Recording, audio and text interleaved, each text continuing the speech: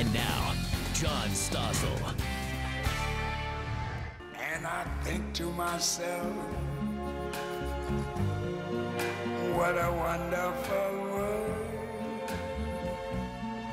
What a wonderful world? What are they talking about? All I hear from the media is doom, unemployment, pollution, social conflict. All those things exist, but it's good that every once in a while someone puts it in perspective. This man did that. He's a Swedish public health professor. Now, in this show, I don't like usually to put on Swedish public health professors or Danish public health professors, for that matter. I think they put you to sleep. But Hans Rosling has caught the world's attention because he gave a TED Talk. You may know the TED Talks. They're lectures given by techies. TED stands for Technology Entertainment Design. Many are boring, but Rosling's talk has been viewed more than 100,000 times. Here's a part of it. I was only 4 years old when I saw my mother load a washing machine for the very first time in her life. That was a great day for my mother. Even Grandma was invited to see the machine. Throughout her life, she had been heating water with firewood, and she had hand-washed laundry for 7 children. And she sat down in front of the machine, and she watched the entire washing program. She was mesmerized. To my grandmother, the washing machine was a miracle. But there are 7 billion people on Earth, and most have no access to such miracles.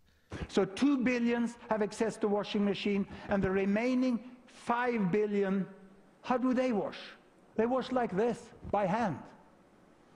It's a hard, time-consuming labor which they have to do for hours every week.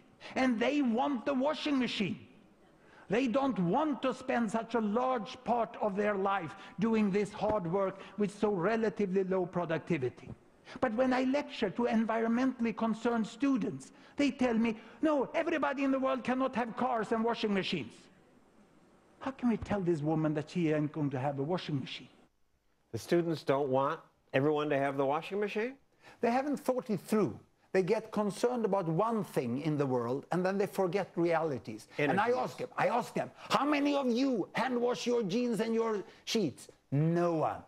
No one. Lecture. Once there was one boy who said he was hand washing, but around him there was an empty circle around where he was sitting. So it's a sort of, we like it because it saves so much time. That use, of industrial revolution, everyone wants if they have the chance. And when they open it, they say, long live the steelwork, long live the power station, and long live the chemical processing industry. See, isn't he a good talker? I was honest about that. And he corrected me also. This video was not viewed by several 100,000 people. It's been viewed by how many? Well, totally, my TED Talks is 10 million. All right, and you do a presentation. I mean, for most of history, people were miserably poor, died before age 40. Only recently have things changed, and you did a chart where this is lifespan. I don't write so well. This is wealth, and for most of history, people have been down here. Only recently, United States, some other countries are here, but many people are still, we have it here, stuck. Yeah, this is 1800. 1800, everyone was down in the sick and the poor corner. And then they started to move. Now, this is a representation of what you really should look at on the web page where this is freely available. And you can see that some countries are getting wealthier. This is United States of America. This is Britain. This is the time when Britain was still richer, but United States had decided to catch up, isn't it? Can you see now? Now they catch. This is Australia and New Zealand. Now, at the turn of the century, United States is in top. And they are pushing forwards with technology and a functioning market economy and also healthy people. A lot of good public health things is being done here. The rest of the world, which is dominated, China, India, Africa is dark blue, is down here. Green is the Arab countries. But in the 60s, they lift. They first get healthy, educated, and get small families. And then Deng Xiaoping say market economy is a good thing. And they start to grow their economy and see how they are catching up. And today, when we land 2010, most are in between. These are the countries that borrow money to the richest when they have debt problems today.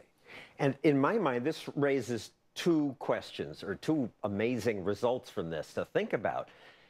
there's been thousands of years of human history, and everybody was stuck on the lower left for thousands of years. It's just been 200 years that you have all this activity. And how come some countries are still stuck? Well, it's very easy to understand that this country is stuck and that one. This is Afghanistan and Congo. It's civil war.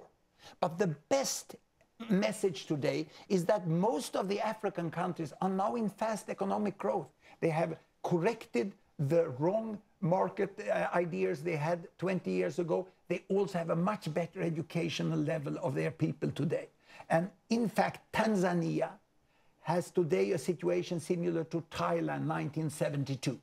And within 40 years, we can see African countries doing what Asia has done now. So this is wonderful. All our problems are solved. We know what works. No. We're all going to be rich. Because we have this problem that still 2 billion of our fellow human beings are in deep poverty. And it's not because they are stupid. I found out one thing. I did most of my research here in the poorer part of the world. All poor people are clever. Otherwise, they would be dead. If you are poor and you are stupid, you die. They don't have rule of law. They don't have rule of law, they don't have access to credit, and they are locked into a vicious circle of poverty. It takes some small investments to get them out of that. To me, you see, the size of families shows the attitude of people. When the young couple decide to grasp for the condom or for the pill and to have 2 kids, that's when they decide, we'll invest in these children, we'll build a decent house, they should have a better life. That's when they take off. And we have 2-child families from here and onwards today. I see the world is governed from the bedroom. It's not the big corporations, the banks who run the economy, it's the bedrooms, it's the young couple who decide to work hard. And once they get educated and some wealth, they tend to have smaller families. There's some little health also.